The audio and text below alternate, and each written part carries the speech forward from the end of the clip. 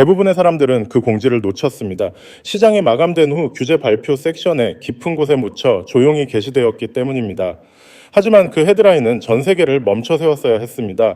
미국 상품선물거래위원회 CFTC는 2025년 12월 19일 오전 9시에 비공개 긴급 회의를 소집했습니다. 안건으로 기재된 내용은 귀금속 복합단지에 대한 시장 안정화 조치라는 짧고 건조한 문장이었습니다.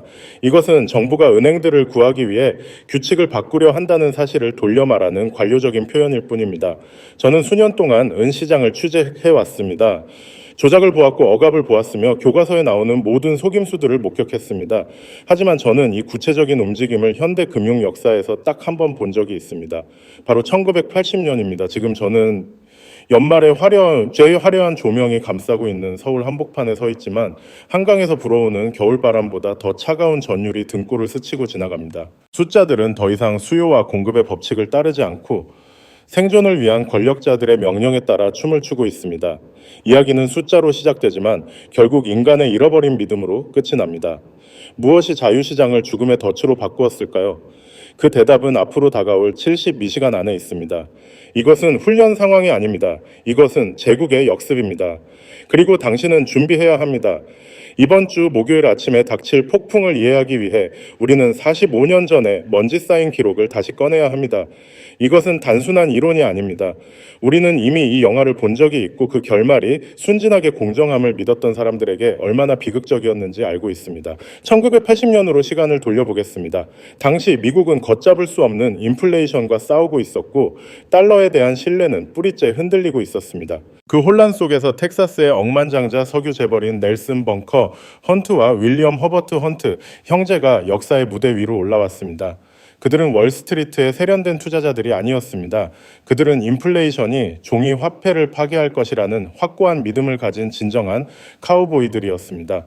그래서 그들은 은을 사기로 결정했습니다. 단순히 장신구를 만들기 위한 소량이 아니라 엄청난 양의 은을 사들였습니다. 1979년까지 헌트 형제와 그들의 파트너들은 약 2억 온스의 실물 은을 축적했습니다. 이 숫자는 상상하기 힘들 정도로 거대합니다. 전성기 때 그들은 전 세계에서 인도 가능한 은 공급량의 약 3분의 1을 통제하고 있었습니다. 그들은 창고에 쌓인 실물 은뿐만 아니라 선물 시장에서도 막대한 매수 포지션을 보유하고 있었습니다. 그들이 매수 버튼을 누를 때마다 은 가격은 미친 듯이 치솟았습니다. 1979년 6달러에 불과했던 은은 1980년 1월 50달러까지 폭등했습니다. 이것은 그 어떤 투자자라도 현기증을 느낄 만한 상승세였습니다. 헌트 형제는 장부상으로 수십억 달러를 벌어들이고 있었습니다. 그들은 무너져가는 화폐 시스템에 도전한 천재들로 추앙받았습니다. 하지만 제로섬 게임에서 누군가가 크게 이기면 반드시 뼈아프게 지는 쪽이 있기 마련입니다. 그리고 여기서 패배자는 다름 아닌 은을 공매도했던 거대 은행들이었습니다. JP모건과 엥겔하드 그리고 모카타 메탈스 같은 월스트리트의 전설적인 이름들이 모두 숏 포지션, 즉 공매도 상태였습니다. 그들은 자신들이 소유하지도 않은 은 계약을 팔아치우며 가격이 떨어질 것이라 도박을 걸었습니다. 하지만 가격은 올랐습니다. 은 가격이 1달러 오를 때마다 그들의 대차대 조표에서는 수억 달러가 증발했습니다. 그들은 파산 직전까지 내몰렸습니다. 벼랑 끝에 서게 된 것입니다. 절체절명의 위기 상황에서 은행들은 패배를 인정하고 돈을 갚는 공정한 길을 선택하지 않았습니다. 대신 그들은 절대 권력을 쥐고 있는 자들만이 할 수 있는 일을 저질렀습니다. 그들은 워싱턴에 있는 친구들에게 전화를 걸었습니다. 1980년 1월 7일 코맥스 이사회는 긴급 회의를 소집했습니다. 그날 회의실의 공기는 담배 연기와 긴장감으로 가득 찼을 것입니다. 바로 다음 날 그들은 실버 룰 7이라고 불리는 새로운 규칙을 발표했습니다. 그리고 청산 전용 거래 모드를 도입했습니다. 이 부분을 주의 깊게 들어주십시오. 이것이 핵심입니다. 즉시 발효된 이 규칙에 따르면 트레이더들은 기존 포지션을 청산하는 것만 가능했습니다. 그들은 새로운 매수 포지션을 열 수 없었습니다. 당신은 팔 수는 있지만 살 수는 없다는 뜻입니다. 상상해 보십시오. 당신이 카지노에 앉아 큰 돈을 따고 있는데 갑자기 딜러가 지금부터는 게임판에서 돈을 빼서 나가는 것만 가능하고 아무도 승리하는 쪽에 돈을 더 걸 수 없다고 선언하는 상황을 말입니다. 이 규칙의 파급력은 즉각적이고 파괴적이었습니다. 만약 당신이 은을 매수해서 보유하고 있는데 포지션을 연장하기 위해 추가로 매수할 수 없고 다른 모든 사람들은 오직 팔 수만 있다면 가격이 갈 수 있는 방향은 오직 아래쪽 하나뿐입니다. 매수 세력은 사라지고 강제적인 매도 세력만 남게 됩니다. 은 가격은 1월 중순 50달러에서 3월에는 10달러로 추락했습니다. 단 6주 만에 80%가 폭락한 것입니다. 헌트 형제는 10억 달러 이상을 잃었습니다. 그들은 파산을 선언해야 했습니다. 그들의 제국은 월스트리트의 조롱 속에서 무너졌습니다. 반면 공매도를 치고 죽음의 문턱에 서 있었던 은행들은 살아남았습니다. 그들은 시장에 의해서가 아니라 룰을 바꿈으로써 구원받았습니다. 당시 규제 당국인 CFTC와 코맥스는 헌트 형제가 시장을 조작하고 있으며 인위적인 부족 사태를 만들어 질서를 어지럽히고 있다고 주장하며 이 규칙을 정당화했습니다. 겉으로는 합리적이고 책임감 있는 말처럼 들립니다. 하지만 그 화려한 명분 뒤에 숨겨진 진실은 무엇입니까? 헌트 형제는 실제 존재하는 실물 상품을 사고 있었던 반면 은행들은 지구상에 존재하는 은보다 더 많은 양의 종이 은을 팔아치운 상태였습니다. 헌트 형제는 실물 인도를 요구했습니다. 은행들은 은이 없었기 때문에 줄 수 없었습니다. 그래서 정부는 은행을 구하기 위해 법을 바꿨습니다. 이것은 자유시장이 아닙니다. 이것은 조작된 시장입니다. 이것은 돈을 찍어내는 기계를 가진 자들에게 감히 도전하는 누구에게나 닥칠 수 있는 함정입니다. 그리고 45년이 지난 지금 역사의 수레바퀴는 다시 제자리로 돌아왔습니다. 그들은 똑같은 일을 다시 벌이려 하고 있습니다. 다음 주 월요일 아침에 열릴 CFTC 회의는 민주적인 토론의 장이 아닙니다. 그것은 사형 선고를 내리는 자리입니다. 그들은 이미 결정을 내렸습니다. 월요일 오후가 되면 당신은 코맥스에서 은을 살 수 없을지도 모릅니다. 화요일이 되면 그 금지 조치는 상장 지수 펀드로 확대될 수 있습니다. 수요일에는 실물 딜러들에게까지 번질 수 있습니다. 1980년과 2025년 사이의 유사점은 소름 끼칠 정도로 완벽합니다. 이것은 우연이 아닙니다. 1980년에 헌트 형제는 2억 온스를 축적했습니다. 2025년 현재 은 옵션과 선물 시장의 미결제 약정은 약 7억 온스를 나타내고 있습니다. 1980년에 은행들은 순매도 포지션이었고 인도 요구에 직면해 있었습니다. 2025년 현재 상업 은행들은 2억 5천만 온스의 순매도 포지션을 가지고 있으며 이번 주 금요일 옵션 만기일을 앞두고 있습니다. 1980년에는 실물 부족 현상이 나타나고 있었습니다. 2025년 현재 코맥스 재고는 9,200만 온스에 불과하며 재련소들은 가동을 멈췄고 실물 프리미엄은 10달러까지 치솟았습니다. 1980년에 가격은 50달러로 급등했습니다. 2025년 현재 가격은 62달러이며 지금 이 순간에도 오르고 있습니다. 1980년에 CFTC는 긴급 회의를 열고 청산 전용 규칙을 만들었습니다. 2025년 현재 CFTC는 일시적 거래 제한 조치를 논의하기 위해 긴급 회의 일정을 잡았습니다. 이것은 정확히 같은 플레이북입니다. 날짜만 다를 뿐입니다.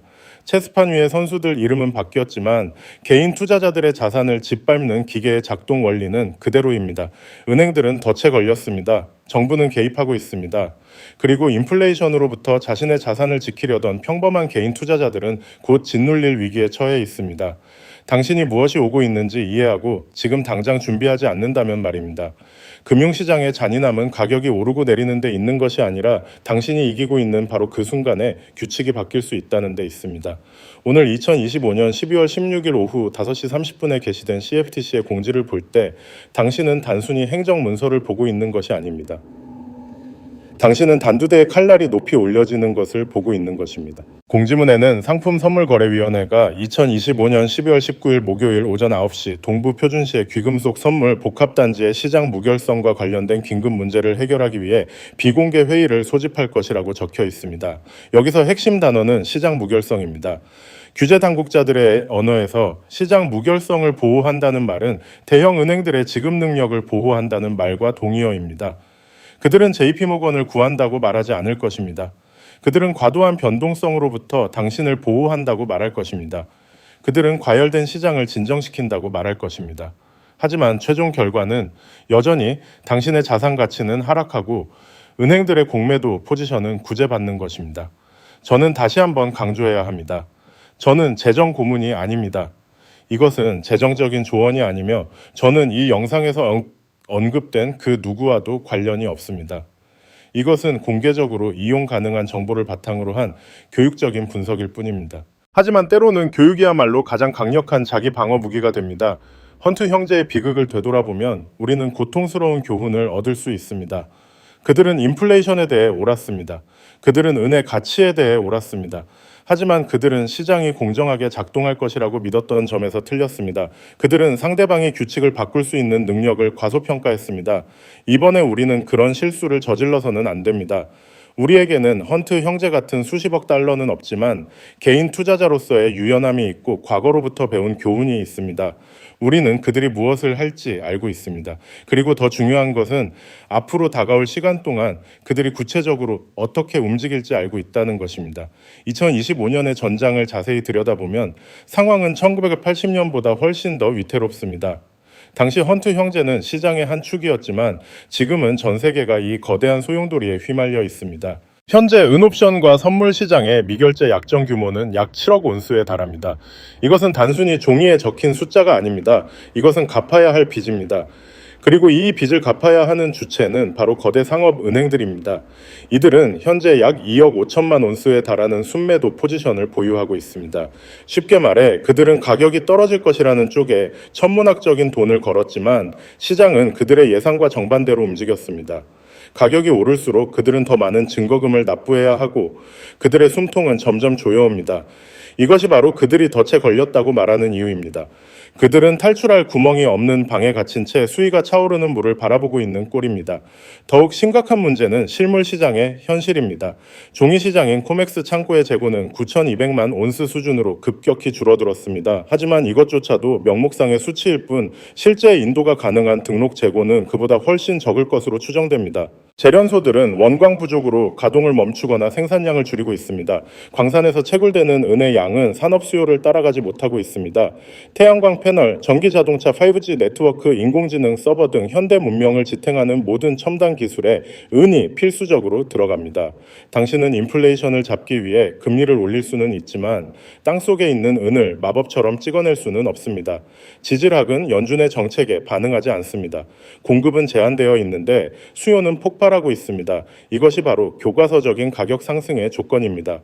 하지만 은행들은 이 현실을 무시하고 종이 은을 팔아 가격을 억누르려 했습니다. 그리고 이제 그 대가를 치를 시간이 다가온 것입니다. 실물 시장과 종이 시장의 괴리는 이미 위험 수위를 넘었습니다. 지금 서울의 종로 귀금속 거리나 런던의 딜러 샵 상하이의 거래소에서 실물 은을 사려면 현물 가격에 엄청난 웃돈, 즉 프리미엄을 얹어줘야 합니다. 2025년 현재 실물 프리미엄은 온스당 12달러에 육박하고 있습니다. 이것은 무엇을 의미합니까? 시장 참여자들이 더 이상 종이 가격을 신뢰하지 않는다는 뜻입니다. 코맥스 화면에 뜨는 가격은 62달러지만 실제로 그 가격에 은을 손에 넣을 수 있는 사람은 아무도 없습니다. 이것이 바로 시장이 보내는 가장 강력한 경고 신호입니다. 가격이 두 개로 갈라지고 있다는 것은 시스템이 붕괴하기 직전이라는 증거입니다. 은행들은 존재하지 않는 은을 팔았고 이제 투자자들은 그 유령이 아닌 진짜 금속을 요구하고 있습니다. 은행들이 갚을 능력이 없다는 것이 명백해지자 그들은 최후의 수단인 정부 개입을 요청한 것입니다. 그렇다면 이번 주 목요일 아침 CFTC는 구체적으로 어떤 조치를 취할까요? 저는 그들이 발표할 내용이 거의 확실하다고 봅니다. 첫 번째 조치는 대규모 투기자에 대한 청산 전용 모드 발동입니다. 그들은 헤지펀드나 패밀리 오피스 같은 비상업적 거래자들이 일정 수량 이상의 계약을 보유하고 있을 경우, 예를 들어 1천 계약이나 500만 온스 이상을 보유한 경우 포지션을 늘리는 것을 금지할 것입니다. 오직 줄이는 것만 허용됩니다. 그들은 팔거나 계약이 만료되도록 놔둘 수만 있고 더 살 수는 없습니다. 이것은 상승장에 베팅한 거대 세력을 강제로 시장에서 쫓아내는 조치입니다. 매수 세력이 사라진 시장에서 가격은 자유 낙하할 수밖에 없습니다. 두 번째 예상 조치는 증거금 요건의 100% 인상입니다. 현재 은 선물 계약 하나를 유지하려면 계약당 약 1만 달러의 증거금이 필요합니다. 하지만 그들은 이것을 5만 달러 혹은 계약의 전체 명목 가치인 100% 수준으로 올릴 것입니다. 이것은 레버리지를 사용하는 트레이더들을 학살하는 무기입니다. 100% 증거금이라니 상상해 보십시오. 10만 달러어치 은을 사려면 10만 달러 현금이 있어야 한다는 뜻입니다. 선물 시장의 존재 이유인 레버리지 효과를 완전히 없애버리는 것입니다. 자금력이 부족한 트레이더들은 증거금 추가 납부 요구인 마진콜을 감당하지 못하고 울며 겨자 먹기로 포지션을 강제 청산당하게 됩니다. 이것은 의도적인 투매를 유발하는 행위입니다. 세 번째 조치는 포지션 한도의 축소입니다. 현재 은에 대한 포지션 한도가 6,000 계약이라면 이를 1,500 계약 수준으로 대폭 줄일 것입니다. 이 세 가지 조치가 동시에 발표된다면 그 파괴력은 핵폭탄급입니다. 목요일 오전 9시 30분 시장이 이 뉴스를 소화하기도 전에 가격은 수직으로 추락할 것입니다. 그런데 여기서 당신은 의문을 가질 것입니다. 자유시장 경제의 심장부인 미국에서 어떻게 정부기관이 매수를 금지할 수 있는가? 이것은 시장 조작이 아닌가? 기술적으로는 맞습니다. 하지만 법적으로는 그들에게 완벽한 핑계가 있습니다. 바로 상품거래법 8A 구조입니다. 이 조항은 CFTC에게 무소불위의 비상 권한을 부여하고 있습니다. 상품거래법 8A 구조는 위원회가 상품거래에 질서 있는 집행을 위협하는 비상사태가 존재한다고 판단할 경우 긴급 조치를 취할 수 있다고 명시하고 있습니다. 여기서 무서운 점은 법이 비상사태가 무엇인지 구체적으로 정의하지 않고 있다는 것입니다. 그것은 전적으로 위원회의 재량에 달려 있습니다. 가격이 너무 빨리 오르는 것도 비상사태가 될 수 있고 거래량이 폭주하는 것도 비상사태가 될 수 있습니다. 심지어 은행들이 파산 위기에 처해 시장 시스템이 붕괴될 위험이 있다는 것도 그들이 말하는 비상사태에 포함됩니다.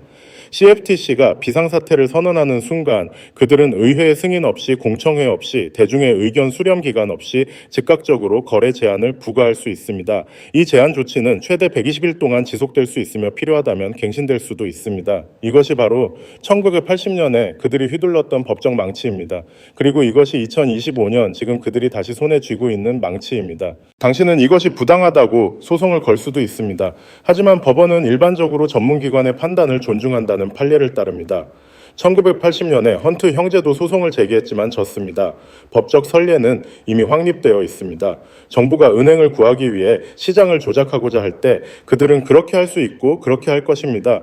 당신이 이길 확률은 제로에 가깝습니다.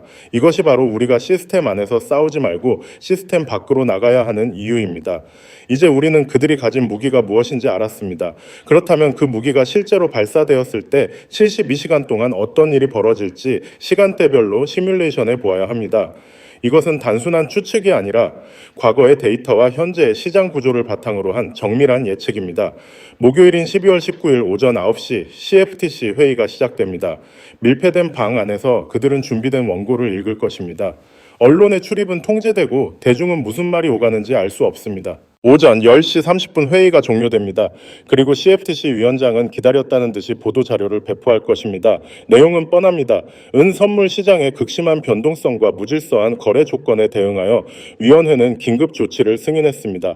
즉시 발효되며 포지션 한도는 축소되고 증거금 요건은 인상되며 대규모 투기자는 매수 포지션 증액이 제한됩니다.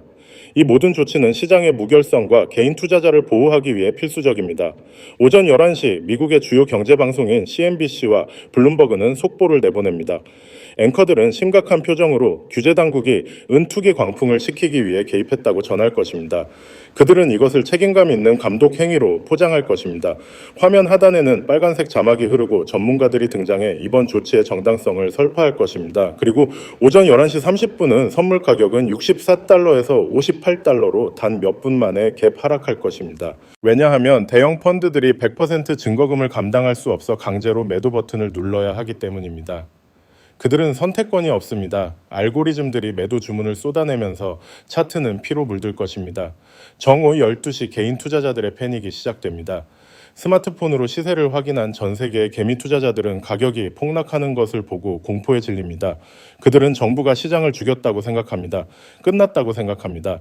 그들은 보유하고 있던 포지션과 ETF 그리고 콜 옵션을 닥치는 대로 팔아치웁니다. 이것을 우리는 투매, 즉 항복이라고 부릅니다. 오후 2시 장 마감이 다가오면서 매도세는 절정에 달합니다. 이날 하루에만 은가격은 50달러까지 추락해 하루 만에 12달러, 즉 19%가 하락할 것입니다. 그리고 금요일 만기 예정이었던 70달러 콜 옵션들은 휴지 조각이 됩니다. JP모건과 은행들은 정부의 도움으로 구사일생합니다. 감마 스퀴즈는 죽었습니다. 적어도 그들은 그렇게 생각할 것입니다. 하지만 그들의 계산에는 치명적인 오류가 하나 있습니다. 그들은 종이 시장을 통제할 수는 있어도 실물 시장을 통제할 수는 없다는 사실을 간과하고 있습니다. 여기서부터 이야기는 전혀 다른 국면으로 접어듭니다. 바로 대분리, 즉 그레이트 디커플링이 시작되는 순간입니다. CFTC는 코맥스 선물 시장의 규칙을 정할 수 있습니다. 그들은 선물 매수를 금지할 수 있습니다. 하지만 코맥스는 단지 하나의 시장일 뿐입니다. 그것이 유일한 시장은 아닙니다. 은은 런던의 LBMA에서도 거래되고 상하이 금 거래소에서도 거래되며 개인 간의 장외 시장에서도 거래됩니다. 그리고 당신의 동네 금은방에서도 거래됩니다. CFTC는 이러한 시장들에 대해 아무런 관할권이 없습니다. 코맥스에서 청산 전용 모드가 발동되면 코맥스 가격은 폭락합니다. 하지만 런던과 상하이 그리고 실물 시장의 가격은 폭락하지 않습니다. 오히려 그 반대 현상이 일어납니다. 왜냐하면 그곳에서는 여전히 살 수 있기 때문입니다. 아니, 더 정확히 말하면 코맥스에서 쫓겨난 매수세가 그곳으로 몰리기 때문에 수요가 폭발합니다. 산업용으로 은이 필요한 기업들은 더 이상 코맥스를 신뢰할 수 없게 됩니다. 그들은 런던으로 가고 상하이로 가고 딜러들에게 가서 실물을 확보하려 할 것입니다. 코맥스 이외의 시장에서 발생하는 거대한 매수 압력은 가격을 위로 밀어 올릴 것입니다. 그래서 우리는 역사적인 가격 괴리를 목격하게 될 것입니다.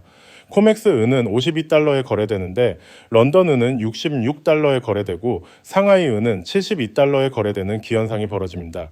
실물 은 딜러들은 80달러를 부를 것입니다. 동일한 상품에 대해 네 가지 다른 가격이 존재하는 것입니다. 이것은 실물 시장이 종이 가격은 가짜라고 비명을 지르는 것과 같습니다. 이것을 전문 용어로 베거데이션이라고 합니다. 현물 가격이 선물 가격보다 높은 비정상적인 상태입니다. 그리고 여기서 결정적인 타격이 가해집니다. 대분리가 일어나면 코맥스는 존재 가치를 잃게 됩니다. 광산 회사들이 바보가 아닌 이상 상하이에서 72달러를 받을 수 있는데 코맥스에 50달러를 받고 은을 넘길 리가 없으니 없습니다. 그들은 코맥스로의 인도를 중단할 것입니다. 결국 코맥스 창고의 재고는 바닥을 드러내고 0으로 수렴하게 됩니다. 거래소는 실물과의 연결고리가 완전히 끊어진 채 종이 유령들만 거래하는 좀비 시장으로 전락하게 됩니다. 이것이 바로 최종 게임입니다. CFTC는 자신들이 시스템을 구하고 있다고 생각하지만 실제로는 시스템을 죽이고 있는 것입니다. 그들은 종이 시장을 구하려다 실물 시장의 통제권을 영원히 잃어버리게 될 것입니다. 이것이 우리가 보고 있는 큰 그림입니다.